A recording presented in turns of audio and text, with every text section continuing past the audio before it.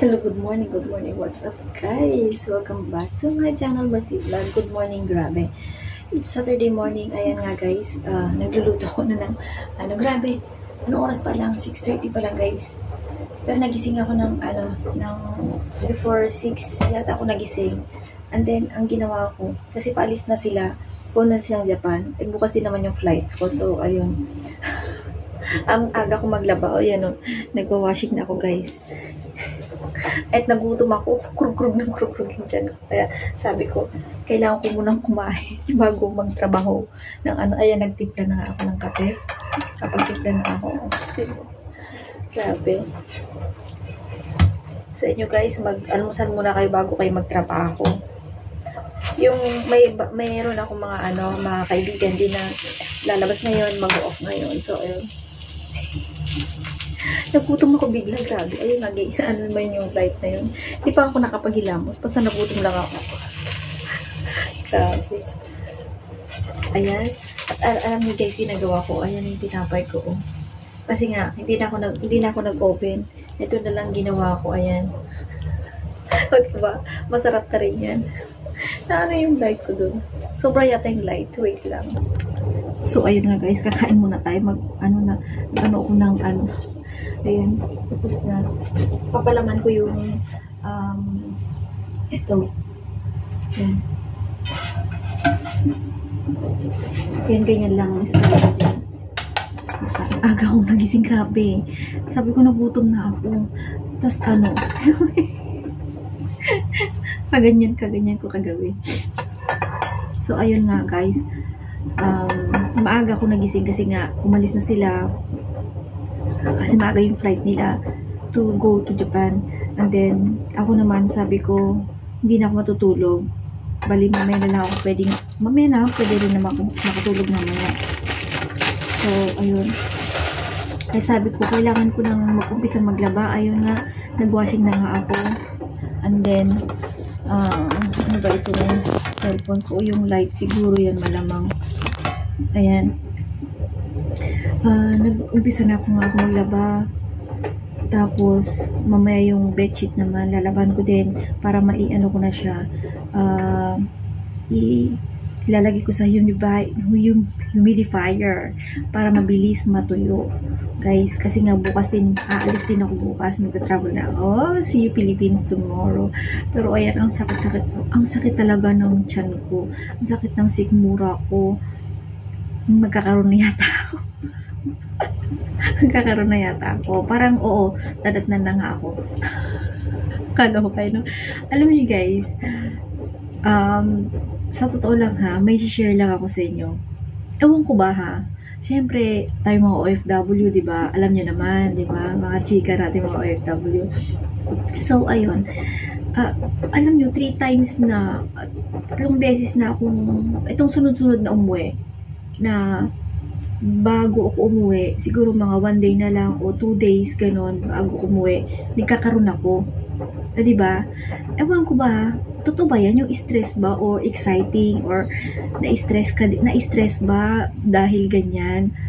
Pero sabi ko, kasi nung eto ha, nung last na menstruation ko guys, noong ano ba yan? January, December 17, ay hindi, nung December 14, parang ang sakit na ng puson ko, may lumalabas-labas na nagba-brown na konti, ganon. Pero hindi pa yun pero alam ko magkakaroon na ako nung that time. 14 nagsimula ng sumasakit-sakit yung balakang ko, ganon. And then 15, 16 parang wala lang, parang patak lang konti, ganun. Tapos nung 17 yun, dun lumakas. And then 17 hanggang 21, 17, 18, 19, 20, parang ganun. Di ba nakakainis? Di ba? And then, edi yun nga po yung last. And then, after that, guys, nung umuwi ulit ako nung August, nito lang ha, nung August 26 until September 3 kasi yung yung vacation ko sa Pilipinas ulit. Nagbakasyon ulit ako. So, nung last year lang ha guys, August 25 ng madaling araw, dinatnan ulit ako. August 26, flight ko ulit yan. August 26, flight ko. Dinatnan ako madaling araw ng August 25. O, diba? Kaloka. O. And then, guys, back tayo And then, nung umuwi ulit ako ng November 20, 2022 before mag to 2023. Kasi 2 months vacation ulit ako November 2020 hanggang January 24 ako sa Pilipinas. So, 2 months mahigit ako dun sa Pilipinas. And then, nagkaroon ulit ako niyan, guys. Before ako mag-flight ulit, nagkaroon ulit ako. O, diba? Ang ganun katindi. Diba? Tapos, nung sabi ko, diba kakauwi ko lang nung January 24 dito. Nung January 24 lang, guys. Nung nung last year lang. January 24, 2023. Nakakauwi ko dito sa Hong Kong. And then, August, ilang buwan lang, flight ulit ako, back to Philippines ulit ako. Ng January 26 hanggang September 3. Nagkaroon ulit ako ng August 25, madaling araw. O, diba? Saan ka pa? And then, guys, ito namang, diba, kakauwi ko lang kakabalik ko lang ng work ng September 3, nandito na ako sa Hong Kong. And then, September, hindi ako nagkaroon.